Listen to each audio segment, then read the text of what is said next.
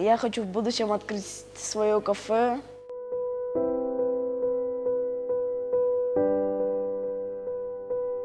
Я в будущем хотел бы стать поваром.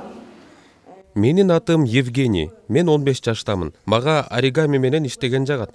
Келечекте мен ашпозчу болуп, чоң кафе ачып элдерге тамак жасап берем. Кийин чоңойгондо 5 кыздуу жана 5 балалуу болууну кыялданам. Алар үчүн камкор ата болом.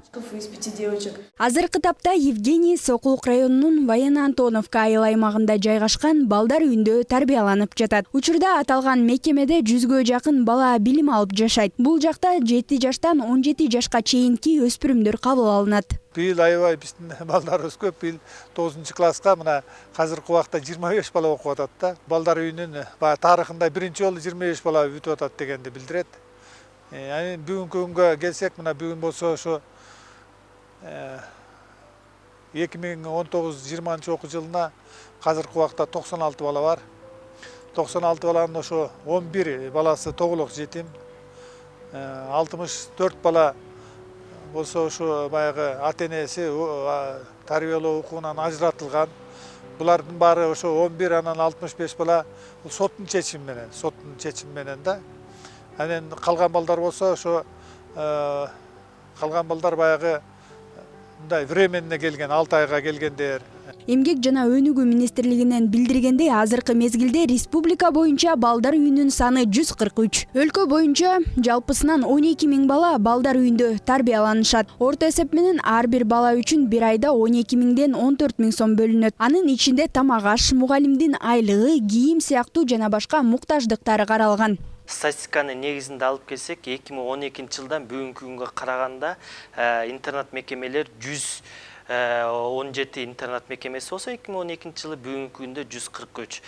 Бул көрүнүшкө караганда жылдан жылга интернат мекемесинин ачылышы саны көбөйүүдө да. Бунун себеби болгон баягы муниципалдык жанагы некоммерциялык мекемелер тарабынан ачылган интернаттан саны көбөйүүдө. Бул интернат мекемелерин саны көбөйгөн сайын бул интернат мекемелерине баягы мыйзамдуу түрдө же мыйзамга каршылаш келип баягы мекемелер балдарды интернатка алып жатышат да. Бүгүнкү күндө балдар жөнүндө кодекске ылайык интернат мекемесине жиберүү балдардын бул өзүнчө баягы акыркы чара катары колдонулуп, соттун гана чечими менен интернатка мекемеге балдар барыш керек. Бирок бул норманы бүгүнкү күндө четке кагуу менен ата-эненин арызы менен кандайдыр бир келишим аркылуу интернаттарга өздөрүнө толуктап топтоп атышат да. Дегени менен балдар үйүндөгү шарттарга нааразы болуп, өлкөгө өспүрүмдөрдү асырап алуу системасын киргизүү керек деген эксперттер жок эмес. Бүгүнкү күндө Кыргызстандагы кароосуз калган балдар үйлөрүнө мамлекет тараптан жылына 1,5 миллиард акча бөлүнөт. А бирок аталган сумма балдарга жетпейт дешет адистер. Дүйнө жүзүндө бүткүл дүйнө жүзүндө ушундай системадан мындай баш тартышкан. Ар баланын үй бүлөнүн чөйрөсүнө жайгаштырыш керек деп ошондой тип эмеге системага өткөн. Себеби деген бала бир гана үй бүлөнүн чөйрөсүндө толук кандуу инсан болуп деп чоңойсо болот деп айтса болот да. Биринчиден бүгүнкү күнү айыл жеринде ушу жакынчылыкта жашаган үй бүлөлөр болсо, ошолорду сактап калганга аракет кылыш керек. Ошол үй бүлөлөрдү колдош керек.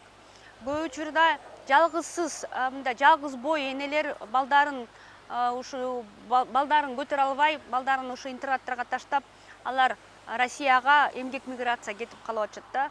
Ошондуктан айыл жеринде биринчи заматта ушундай жалгыз бой энелерге көңүл буруш керек да.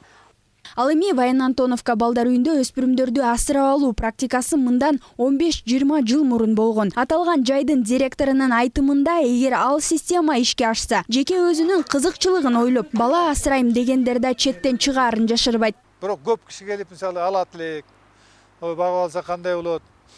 Кыргыздын менталитети бар эмеспи? Мага 12 жашта эркек бала керек эле.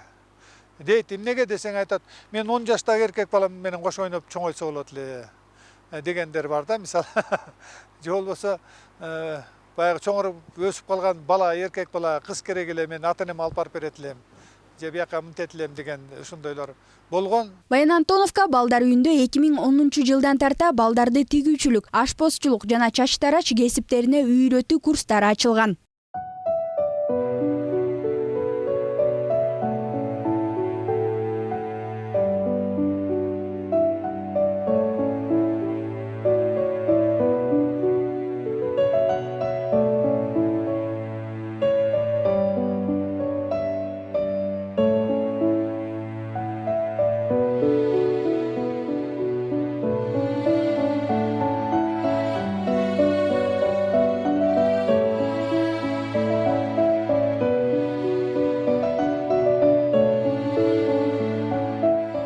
тилекке каршы мындай шарттар Кыргызстандын бардык балдар үйүндө каралган эмес. Адистердин маалыматында балдарга бир гана окуу курстары эмес, жайкы кышкы лагерь, атайын билим тереңдетүүчү курстар, аркыл талантын байытуучу иримдер да керек деген оюн ар жыл сайын айтып келишет.